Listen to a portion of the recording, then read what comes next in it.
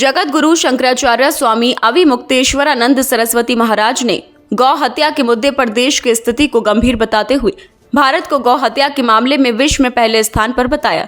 उन्होंने रविवार को बिलासपुर के गुजरेला गांव स्थित मंगलधाम में माता महाकाली, महासरस्वती और खाटू श्याम बाबा की प्राण प्रतिष्ठा कार्यक्रम के दौरान पत्रकारों को संबोधित किया।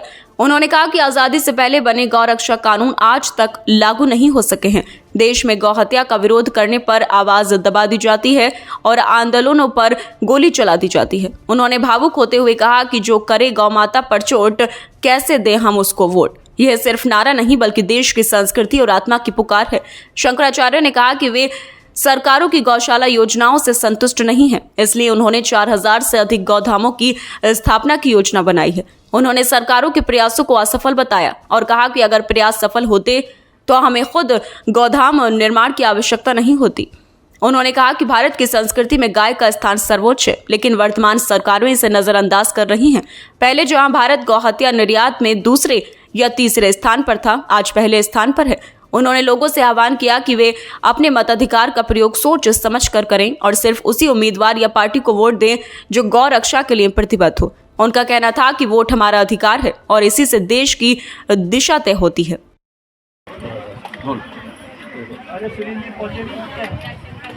जो भारत देश में रहने वाले मूल भारतीय हैं, उनकी आज सबसे बड़ी जो चिंता है वो यही है कि उनकी संस्कृति का जो केंद्र रही गाय, आज उसके प्रति भारत की सरकार बहुत बड़ी उपेक्षा का भाव दिखा रही है। इतना ही नहीं, गौ मांस का निर्यात, गौ हत्या को हम नहीं स्वीकार कर रहे थे, लेकिन गौ हत्या को सरकारों ने जारी रखा है। इतना ही नहीं, बहुत बड़ी मात्रा में, इतनी बड़ी मात्रा में कि पूरे विश्व में गौ मांस का निर्यात करने वाले देशों में ऊंचा स्थान, लगभग पहला स्थान अब भारत को मिल रहा है। दूसरे तीसरे नंबर पर था, अब उसकी पहले नंबर पर जाने की परिस्थिति है ब्राज़ील के बाद। ये क्या है?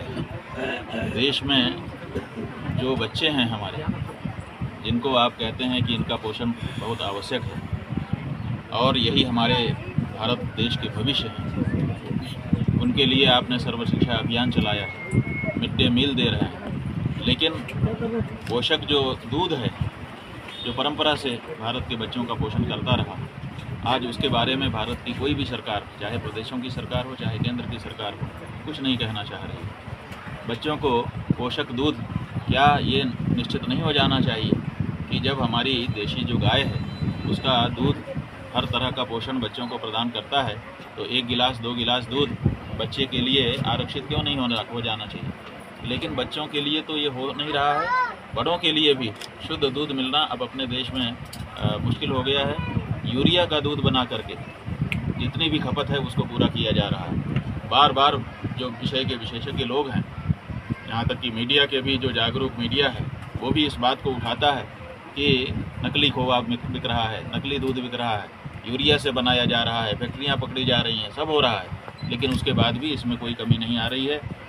देश की जनता के स्वास्थ्य से बहुत बड़ा खिलवाड़ हो रहा है, जबकि हमारे देश में परंपरा से हर घर में गाय रहती थी और उसका दूध ताज़ा ताज़ा घर का बूढ़ा, घर का बच्चा, घर की माँ बहन पीते थे और वो उनके शरीर में जितने तत्वों की आवश्यकता होती थी उनमें से अधिकांश को पूरा कर देते थे और इस तरह से भारत का स्वास्थ्य सदा सुरक्षित रहता था। लेकिन अब स्थिति बदल गई है। नकली दूध और नकली खोवा और नकली दूसरी चीज़ें लोगों के सामने परोसी जा रही हैं और भारत सरकार से जब ये बात कहो तो वो पता नहीं गौ मांस बेच करके उसको क्या फ़ायदा हो रहा है, इसके बारे में कुछ बोलने को भी नहीं तैयार। हम लोगों ने पूछा कि बता दीजिए कि आपको क्या ऐसा लाभ है, अगर कोई ऐसा लाभ हो जिससे देश सुरक्षित रहता हो तो हम लोग भी विचार करें, लेकिन वो भी बताने को तैयार नहीं। जो ऑफलाइन विद्वान हैं वो कहते हैं कि इसमें सरकार को बड़ा फ़ायदा कुछ ऐसा नहीं है, असली फ़ायदा नेताओं को है। जब वो गौ हत्या को बढ़ावा देते हैं, इस प्रदेश से उस प्रदेश में गायों को ट्रक में लदी हुई पार करवा देते हैं, तो हर ट्रक के पीछे उनको कुछ रुपया मिलता है और नेता लोग उस रुपये से अपनी राजनीति करते हैं। तो ये जो बात है ये बहुत साफ स्वर में अब जगह जगह पर कार्य करने से हम लोगों को सुनाई दे रही है। इस बारे में नेताओं को जवाब देना चाहिए।